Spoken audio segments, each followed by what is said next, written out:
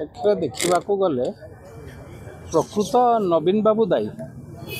କାହିଁକିନା ଘର ମାଲିକ ହେଉଛନ୍ତି ସିଏ, ମୁଁ ତ ସଭାପତି କହିବିନି, ସେ ଘରର ମାଲିକ ହେଉଛନ୍ତି ସିଏ ଯାହାକୁ ଯେତେବେଳେ ଚାହୁଁଛନ୍ତି ବଳି ପକାଉଛନ୍ତି। ତାଙ୍କ ଇଚ୍ଛା ଅନୁସାରେ ସେ ଯେଉଁଟା ତାଙ୍କୁ ସୁବିଧା ହେବ ସେଇ କାମ କରୁଛନ୍ତି।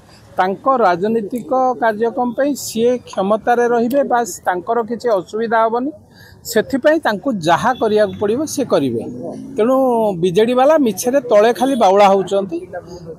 କେତେବେଳେ ପାଣ୍ଡିଆନଙ୍କ ମୁର୍ଦାବାଦ କରୁଥିଲେ, କେତେବେଳେ ପ୍ୟାରିଆ କରୁଛନ୍ତି, କେତେବେଳେ ପ୍ୟାରିଆଙ୍କ ମୁର୍ଦାବାଦ କରୁଥିଲେ।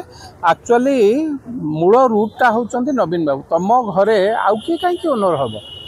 ତମେ ଖାଲି ବାହାରେ ଦେଖେଇବା ପାଇଁ, ଆମ ଓଡ଼ିଆ ଲୋକ ସରଳ ଲୋକଙ୍କୁ ବାହାରେ ଦେଖେଇବା ପାଇଁ କେତେବେଳେ ପ୍ୟାରିଆଙ୍କୁ ବେକକୁ ଶିରଚ୍ଛେଦନ କଲେ, କେତେବେଳେ ଆଉ ସବୁ ନେତୃତ୍ୱ ମାନେ ଯେଉଁମାନେ ତାଙ୍କୁ ଆଣିଥିଲେ ତାଙ୍କର ଶିରଚ୍ଛେଦନ କଲେ।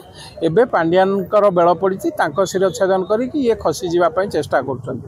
ଆକ୍ଚୁଆଲି କିଛି ସେଥିରେ ଇଏ ନାହିଁ। ସବୁ ଯଦି ଘରର ମୁରବୀ ସିଏ, ସବୁ ଶ୍ରେୟ ସିଏ ନେଉଥିଲେ, ଦୋଷ ନେଲା ବେଳକୁ କାହିଁକି ପଶ୍ଚାତପଦ କରୁଛନ୍ତି ବା ପଛଉଛନ୍ତି? ଯଦି ସବୁ ବିଜୟ ତାଙ୍କରି ମୁଣ୍ଡରେ ଲେଖା ହେଉଥିଲା, ନବୀନ ବାବୁ ଯାହା ଚାହୁଁଥିଲେ ସେଇଆ ସିଏ ବିଜୟ ଲାଭ କରିବ, ପରାଜୟରେ ନବୀନ ବାବୁ ହେବେ, ପାଣ୍ଡିଆନ କାହିଁକି ହେବେ? ପାଣ୍ଡିଆନ ଗୋଟେ ସମୟରେ ତାଙ୍କ ପାଖରେ ଚାକିରି କରିଥିଲେ, ପରବର୍ତ୍ତୀ ଅବସ୍ଥାରେ ତାଙ୍କ ସମ୍ମତିରେ ସେ ରାଜନୀତିରେ ପ୍ରବେଶ କରିଛନ୍ତି।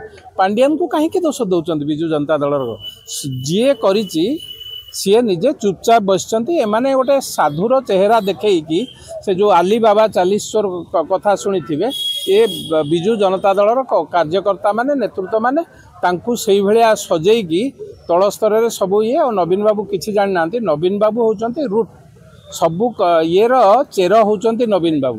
ସବୁ ଆଜି ଯଦି ଏ ଯେଉଁ ଭୋଟିଂ ପ୍ରୋସେସ୍ରେ କିଏ ଭୋଟ୍ ଦେଇଥାଏ ବା ନ ଦେଇଥାଏ କି କ'ଣ ହେଇଥାଏ, ସବୁ ନବୀନ ବାବୁ କରିଛନ୍ତି, ଆଦୌ ପାଣ୍ଡିଆନ ନୁହନ୍ତି। ଏକଥା ମୁଁ ସ୍ପଷ୍ଟ ଭାବେ କହୁଛି। ଯାହା ଅତୀତରେ ଘଟିଛି ତାହା ନବୀନ ବାବୁ କରୁଥିଲେ, ଆଜି ବର୍ତ୍ତମାନ ବି ମଧ୍ୟ ଯାହା ଘଟୁଛି ତାକୁ ମଧ୍ୟ ନବୀନ ବାବୁ କରୁଛନ୍ତି। କାହା ବେକରେ ଖାଲି ଖଣ୍ଡା ଥୋଇକି କରୁଛନ୍ତି।